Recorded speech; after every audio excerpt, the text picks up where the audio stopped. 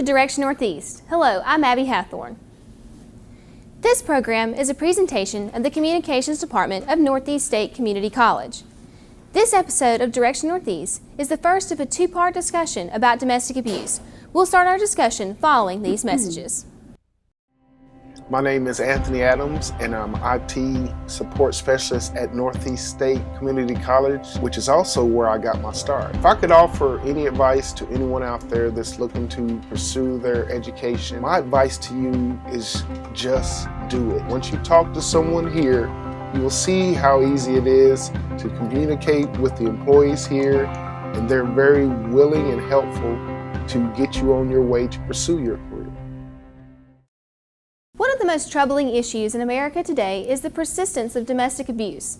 On average, 24 people per minute are victims of rape, physical violence, or stalking by an intimate partner in the United States. More than 12 million women and men over the course of a year. Today, our guest, Ms. Debbie Masters, a community educator from Abuse Alternatives, will try to shed some light on the domestic abuse. Ms. Masters, welcome to Direction Northeast. Thank you for having me. To get started, what is your job as a community service person with Abuse Alternatives? Well, I'm one of the two community educators, and we go into the community and we give presentations and do trainings and teach classes on anything and everything related to domestic violence, such as dating violence or bullying, positive coping skills. We do a lot with healthy relationships. And we work with all ages from kindergarten through adults. We go into churches and civic groups. We go into the schools and do programs there as part of their curriculum. And really just most anyone who's interested in anything related to domestic violence. Now, because domestic violence is definitely a hot topic here in America, we just don't talk about it. How are ways that you go about educating those people, of all ages to know what domestic violence is and all the different types that there are? Well, in most of our presentations, we'll include something about red flags or warning signs that you can look for to if you feel that someone is in an abusive relationship, or if you feel yourself going into one, if you feel like your partner, for example, is violent. So you would look for things, we call them red flags, but like how controlling is that person? Are they kind of wanting you to assume their identity instead of thinking for yourself? Those are just a couple of things. Now, as far as when we're talking about the statistics of domestic violence, and according to 2014 statistics, like 73% of domestic violence cases go unreported. Why is it that it seems to be so unreported, especially in this area? Well, I think it's because of the shame and the embarrassment. Victims, and I don't mean just women, there are male victims and an increasing number of male victims all the time, but victims feel embarrassed and ashamed because they feel like it's something they could have stopped. And they think also that society is judging them. If they bring it up, someone will say, well, why did you stay? Or, well, I don't believe I could stay if I were you. Or, why didn't you leave? Couldn't you leave? And there are so many factors and so many dynamics involved in domestic violence and why victims stay until they finally have had enough and have to leave, that people just don't understand. And so a lot of it has to do with shame and embarrassment and not wanting people to know what has happened to them. Yeah. And I guess one of the biggest issues too is everybody says, as you were saying, oh, well, just get out of that relationship. But it's not always that easy, right? No, that's a very, very simple answer to a very complex problem. Because the victim, if it's a woman, for example, is probably thinking about her children. She may be thinking, well, how can I support myself without his income? Many times in domestic situations, the male partner, may have forced her to quit work, won't let her go back to school to gain the skills to make a good living. All of this has to do with control, power and control, and keeping her in his little world and controlling her. So, and there are just so many factors, religious reasons for some. Sometimes family says, you've got a good thing, go back. They're afraid people won't believe them. But 40% of all homeless people in the nation are homeless due to domestic violence. So trying to come up with a way of supporting yourself once you've left the relationship is a very, very huge factor in domestic violence. Yeah, that's some pretty heartbreaking statistics as well. And when you think of homelessness due to domestic violence, who are you seeing on the streets? You're seeing women, and quite often women have their children with them. Yep. And on the subject of children, often, especially when we speak with the survivor later, when children are involved or they even grow up in that situation, it's a lot harder for them to get out or even break that cycle. What's one of the ways that you go about transitioning into that? Well, that's a lot of what I do, education and public awareness.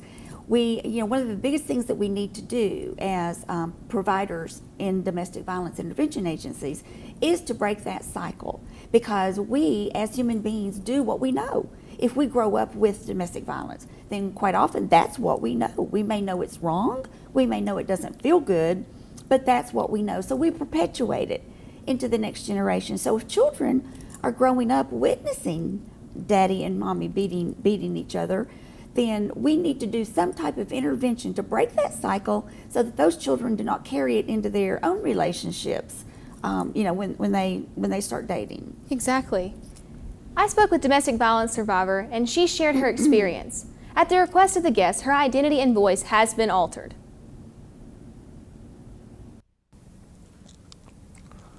And, for me, his father was mean to him. He was an alcoholic, and he was mean to my dad, and he was abusive to my grandmother and all their children. My father, he became the same way to his family. He was an alcoholic, done drugs, and he beat my mother. When I was 6 years old, he actually, my father left my mother naked in a pond, left her for dead, and that's when I knew. I swore I would never go through it myself, but I did. And so I knew when I seen that the same things was happening to me that was happening to Mama. I tried to ignore it, I tried to put it in the back of my mind. I, prayed to God that I'd get through it. But I knew after it got so bad, I knew I was probably not going to make it unless I put my foot down and took that chance to get out. So that's what I did. And I knew if I didn't break the cycle that, my daughters would be going through the same thing. We continued on in the interview, and I asked her when she realized it was time to get out of her situation. My wake-up call was when I realized I was lying to myself, And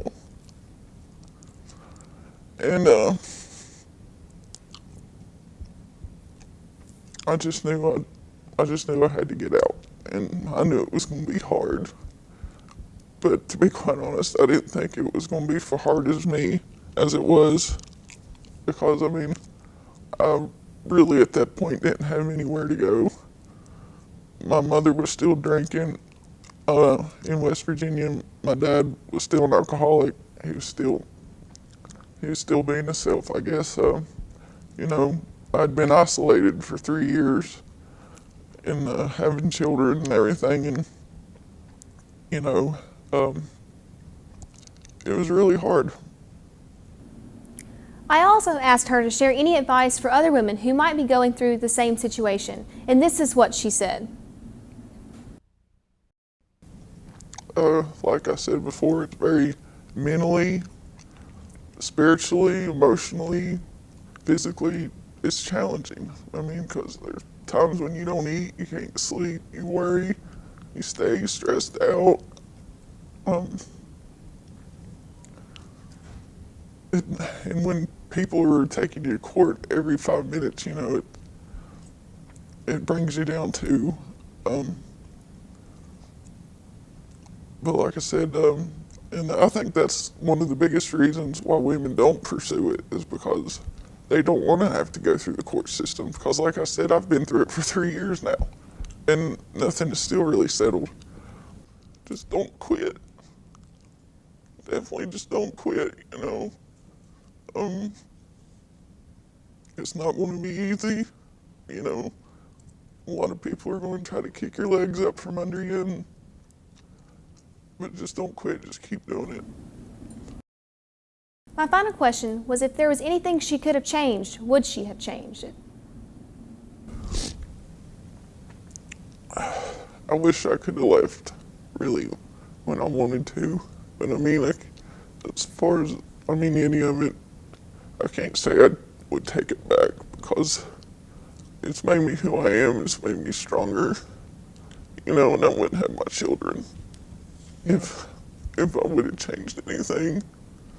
So I can't really honestly say I would have changed anything.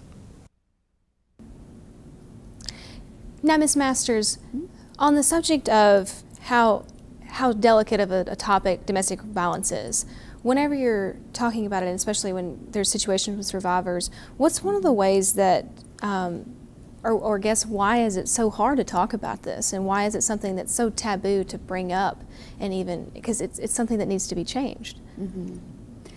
Well, I think so many people are touched by domestic violence, but they, if it's not personal, then it's someone that they know, a family member, an acquaintance. Yet it's still something that we're trying to bring to the forefront. But I think that again, you're going back to embarrassment and shame.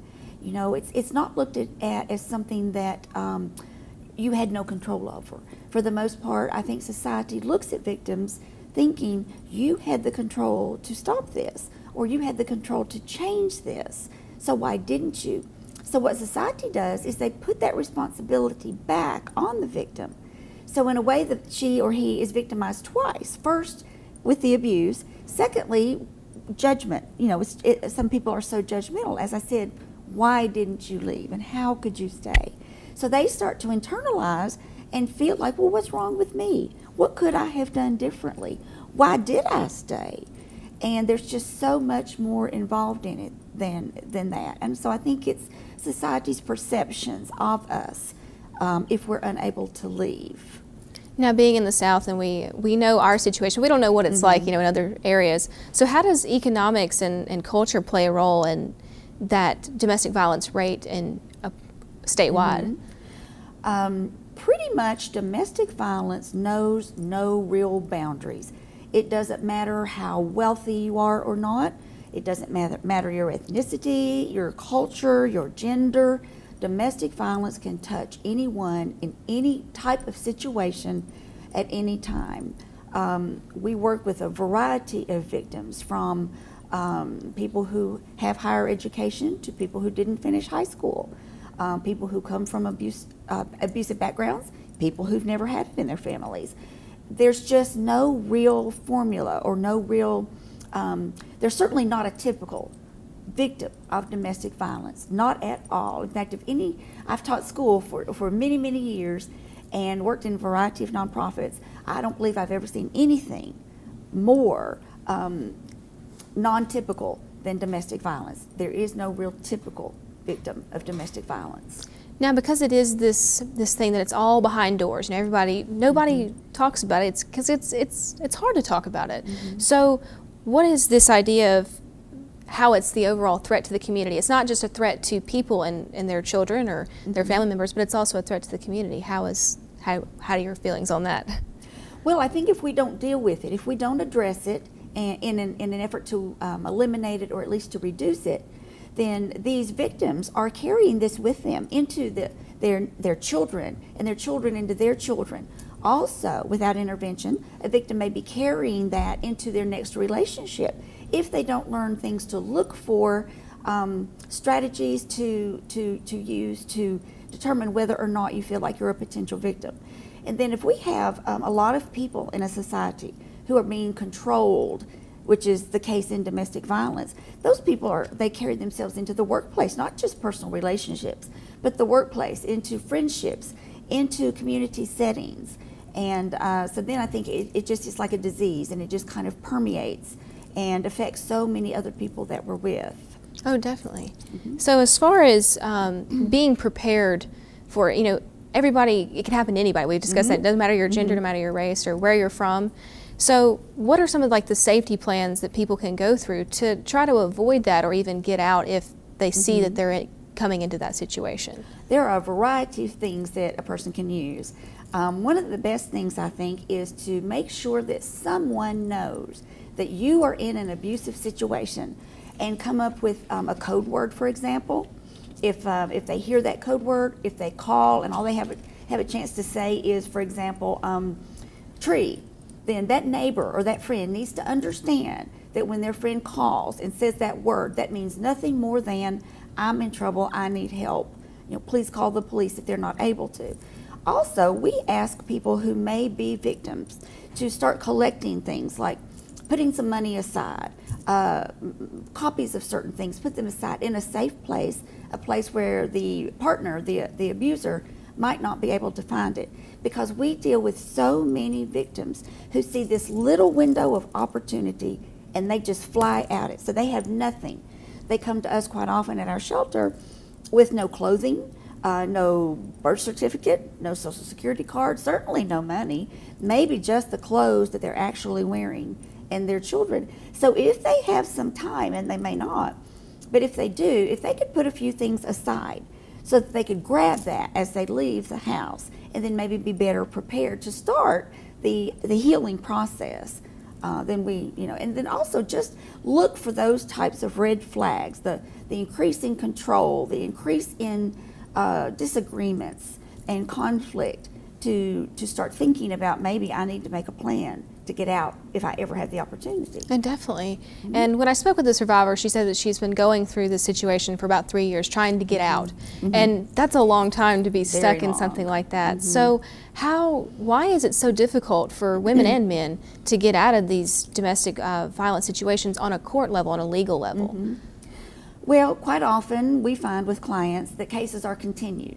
They'll go to court, they'll be ready for court, and then for whatever reason, and there are a variety of those, the case is continued. And then if it is, that might be 2 or 3 months down the road. So the same situation is carried on until they end up in court again. And then it might even be continued again and again. So quite often there are no quick resolutions to a court case. Everyone has the right to representation, the perpetrator of abuse as well as the victim.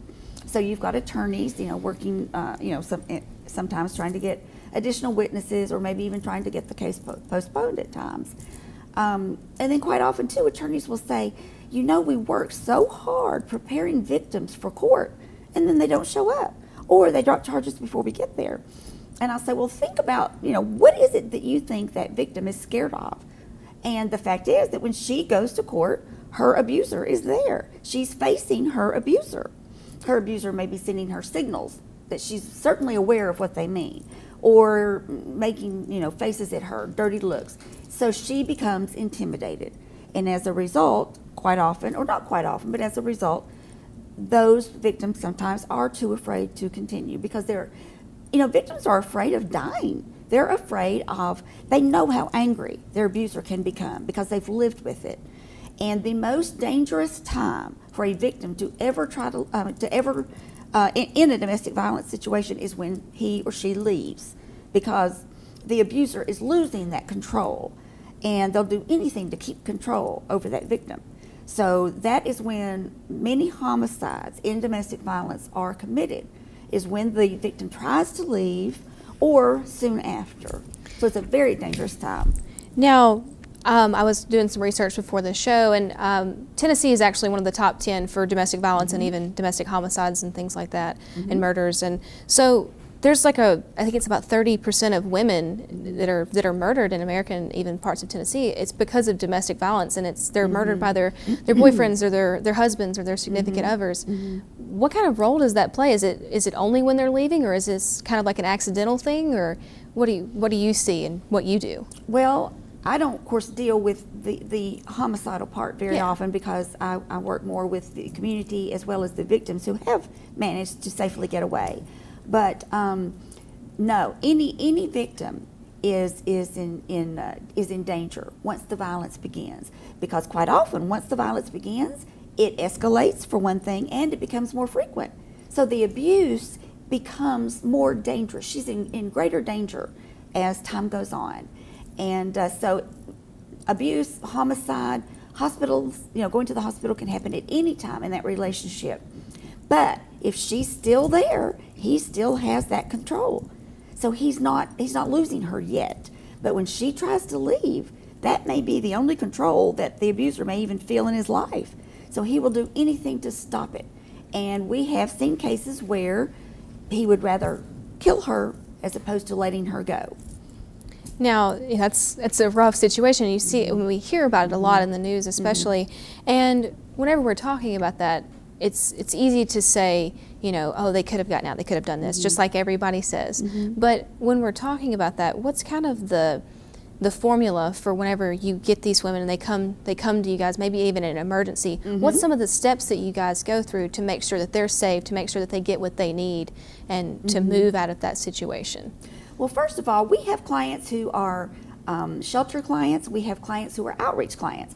So we will provide services to victims of domestic violence, whether they reside in shelter or they choose not to come into shelter. So that's a big part of our program. Shelter is a big part of our program. No one is 100% safe anywhere, ever. But the shelter is in a confidential location. We are a couple of minutes from the police station. We have bars on the windows, we have alarms, we have motion lights. So we're very well protected. In the time that I have been there, an abuser has not been able to get in before the police would arrive. In fact, during the time I've been there, no one has tried, but I know that's happened in the past. But we will do anything to protect that client's identity, so that she feels safe. And it takes a little while, to get herself together and get her feet back on the ground and to feel safe. And until she feels safe, she's not able to progress and start thinking about herself and her children without that partner.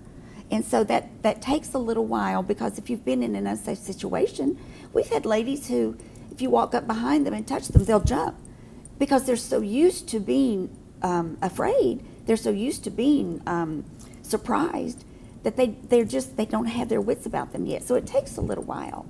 And then we do any and everything we can to help them gain their independence, to feel safe, to feel self-reliant, and then we help them gain the skills to move out and be on their own and be independent women.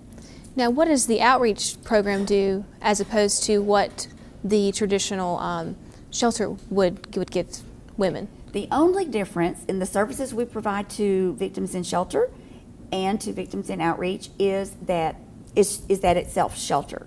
Victims in outreach choose not to come into shelter and reside with us. They have a safe place to go. They go to mom's, or they go to the sisters, or somewhere. They have another place to go. But yet we provide court advocacy. We provide housing if they should need it. We help victims get into housing in both Tennessee and Virginia. We give all the supports, community education. A big piece is helping with the legal process and getting her to appointments and going to court with, and helping her feel more comfortable, working with the attorneys and helping her feel safe and comfortable in talking about her situation so that she's better prepared for court. Absolutely. Now, as far as other services that you might have, I know that you guys have like a hotline, and there's also other hotlines out there for when women are in that situation, they need something now. So what does a hotline do for those women? What services would that provide back to them? Well, our shelter is a 24/7 shelter, as well as the hotline. They never close, not for 1 minute, any time in the year, every day, all night. We are a hotline, a place that a person can call if they have questions, if they're fearful, they don't know what to do, where to go, and we will guide them. They may want to come into shelter, or they may simply be looking for a place to stay, or they may want law enforcement, and we'll make that connection as well. Whatever that client or that person needs at that particular time, we will get to them. We will provide them through our trained, also our hotline callers are very, very well trained. They've gone through an extensive training process to be able to deal effectively with a victim when she calls or he calls. Now, on the subject of prevention, it's no, because there is no formula for domestic violence. How do you go about, or what are your opinions on ways that we can go on preventing this and maybe decreasing these statistics, because it needs to happen?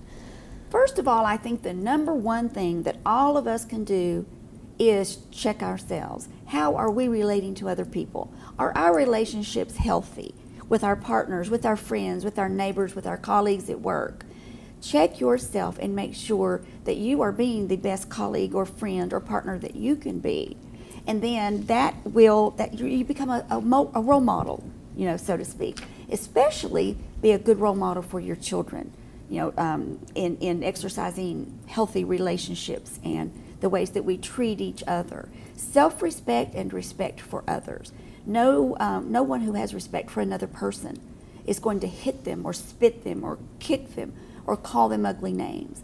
So one thing I really, really try to work with kids in the schools in particular is self-confidence, self-worth, thinking something of yourself, respecting yourself so that you don't feel downtrodden and you don't feel that you deserve someone who can hurt you and hit you and call you names. You just feel better about yourself and you'll demand better from others. Now, let's say that, like, I know someone who's in a domestic violence relationship or even marriage. What's one thing that I can do to help them get out of that, or even help them get what they need to start that process? First of all, start the conversation. Do not be judgmental. She doesn't need to hear, I don't understand why you're still there. I wouldn't be there. So try to help her, give her resources. For example, Abuse Alternatives Hotline. Or if she's not in that city, then whatever the domestic violence intervention agency is in her location.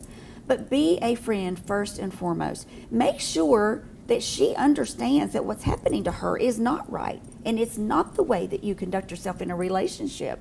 That sounds a little silly, but there are people who become so used to it that they start to lose the understanding of what's good and what's bad in a positive or a negative relationship. So be a friend, provide resources, talk to her. And then maybe you can suggest, well, do you think that maybe you need to, maybe think about getting out of this relationship? And if so, there is so much online. There are so many resources in the community. You can call us and we will give you any resource on anything that you might need until that person is ready to leave.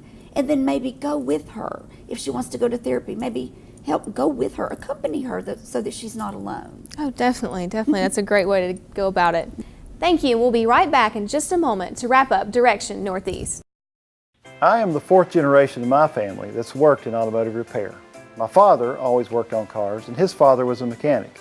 And my great-grandfather was a blacksmith. My name is Eric Henley, and I'm an automotive technician. And I got my start at Northeast State Community College. A 2-year degree from Northeast State gave me the opportunity to own my own business and to support my family, which is what's most important.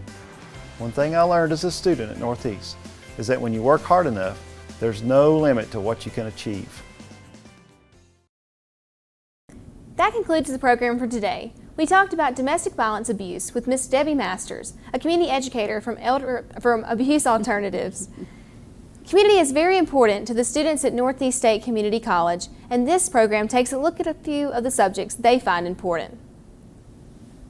Until we meet next time, on behalf of the students, staff, and faculty of Northeast State Community College, I'm Abby Hathorn, and this is Direction Northeast.